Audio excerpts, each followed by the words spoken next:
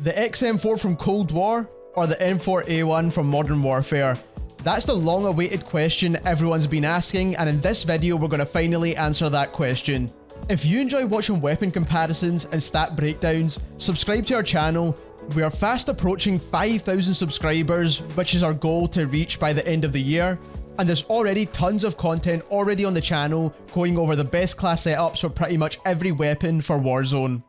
And finally, if you enjoyed this video, drop us a like, as it took a long time to put this together and we'll be one of the very first people to release stats for all of these guns now that has completely changed from Cold War. So you heard me correctly, all of these weapons pretty much feel like brand new guns because they don't play anything like their Cold War counterpart. And that's why there's a lot of people confused about why there's so much recoil for some guns and why it feels so different, is because it actually is different and the stats are completely different too. So of course we had to put the M4A1 from Cold War against the M4A1 from Modern Warfare to see which one you should actually be using inside Warzone. I know you're eager to see the stats, but one thing to keep in mind is that this is not going to be as accurate as usual. We were not able to test in our regular way through private lobbies. We had to test through the trials inside the game, which is pretty weird, but that's what we had to do to get these stats. On the screen here, you'll see the stats for the Cold War XM4, which is on the left, the Modern Warfare M4A1, which is on the right. Green is some highlight areas which are very important, and we're only talking about the base weapons for today's video. If you want to see a recommended class setup based around the stats you see on the screen here, a link will be left at the end of this video so you can click on that and watch it. Starting with the XM4, you can see that the headshot damage is a 6-shot kill. The damage drops from 48 down to 42 after its first damage drop-off point, which is around about 50 meters. And again for the body shot damage is an 8-shot kill up close, and then the damage drops off from 32 to 28 after that 45 meters. As you can see, the damage for the XM4 is much higher than the M4A1, and it's significant enough to make it one less shot to kill to the body. Testing the rate of fire for the XM4 got a rate of fire of 745 rounds per minute, and then for the M4A1 the rate of fire is 808 rounds per minute. And then what this means for our time to kill values is below the 45 meter range for the XM4 is a 563 millisecond time to kill, and then after that 45 meters is 644 milliseconds. For the M4A1, before 29 meters is a 594 millisecond time to kill, and then after 29 meters is 816 milliseconds as a time to kill. As you can see, the damage drops off significantly with the M4A1 after that 29 meters, whereas it's very competitive with the XM4 still, even after 45 meters. Keep in mind, both guns do have barrels that extend damage range, so that would also be taken into consideration when you're using attachments. But as it stands for the base weapon, the XM4 is looking really good. The base ADS speed is about the same at 250 milliseconds for both guns. The aim down sight time for all the Cold War guns are different in Warzone to Cold War, so keep that in mind. Base magazine size is exactly the same for both guns. The reload time is a bit quicker on the M4A1, and this is the reload add time, so if you cancel any of the unnecessary animations, this is the reload times you're going to get for both guns. The real problem for all of the Cold War weapons at the moment is the bullet velocity. It's much lower than its counterpart in Modern Warfare. When testing bullet velocity, we shot a wall and then measured how quick that bullet actually impacted on the wall. And we got very similar values to what is stated inside the Cold War multiplayer, so I believe they haven't actually changed the bullet velocity here. On top of that, a good bullet velocity range for an assault rifle is right around 700 meters per second to 800 meters per second.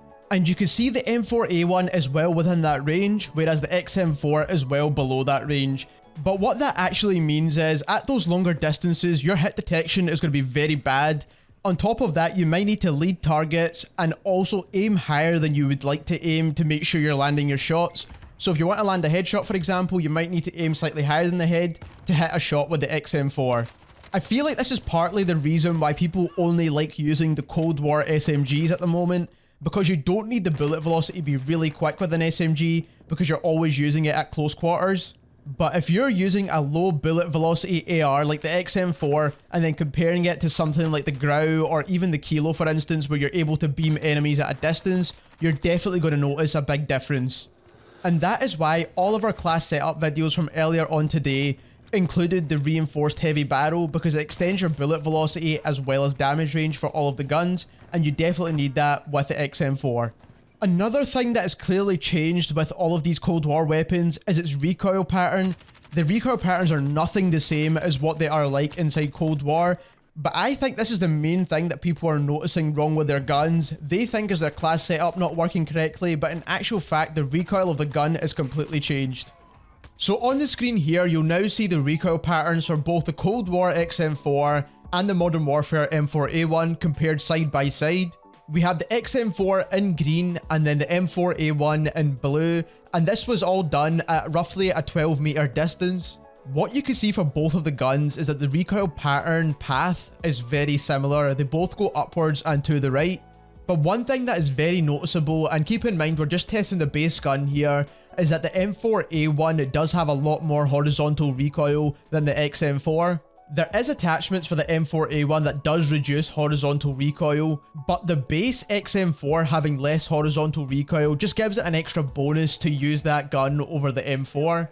And overall, with my playtime with both of these guns, if you know how to manage the M4A1 recoil really well, then you'll also know how to manage the XM4 recoil very well. And that means it's a seamless transition switching to the XM4. You don't need to learn a new recoil pattern or anything like that. This gun is going to play very similar. The last thing we need to compare is hipfire accuracy, and that's just to see which gun performs better at those close range gunfights. And on the screen here, you'll see the hipfire chart for both of the guns. In green, we have the XM4 again, and in blue, we have the M4A1. The distance we'd done this hipfire chart was about 4 meters. Of course, the further back you go, the wider the spread becomes, but this is right around that distance that you will be hip-firing enemies. And personally, after looking at the chart here, none of these guns seem to stand out to perform better in terms of hip-fire accuracy, but one thing I would like to mention is that the XM4 does have that really high damage profile at those closer ranges, so if you're only hitting a few shots, you would much rather hit your shots with the XM4 than the M4A1 because it's going to do much more damage. To summarise this video overall, at close to medium range, the XM4 definitely performs better in terms of time to kill. The recoil is clearly better on the XM4 as well. The only thing we've not considered here is attachments, and if you add on the reinforced heavy barrel onto the XM4, that will extend that low TTK all the way up to further distances, which is pretty ridiculous and definitely beats the M4. But one thing I did miss with the M4A1 is the optics you get from Modern Warfare. I just like the Modern Warfare optics much better. I find them easier to see through, and I think the options are much better in my opinion. But if you can get past that, I actually think the XM4 is on track to be one of the meta weapons for Warzone at the moment. It's amazing, it kills really quick in those close to medium gunfights. If you're shooting at longer distances, the bullet velocity isn't the best, but if you're really in those medium range gunfights, this is where this gun excels. And there you have it, the XM4 is indeed better than the M4A1 inside Warzone. If you've played with both of these guns, let me know your thoughts down in the comments below. If you enjoyed this video, leave us a like as it helps us get recommended more.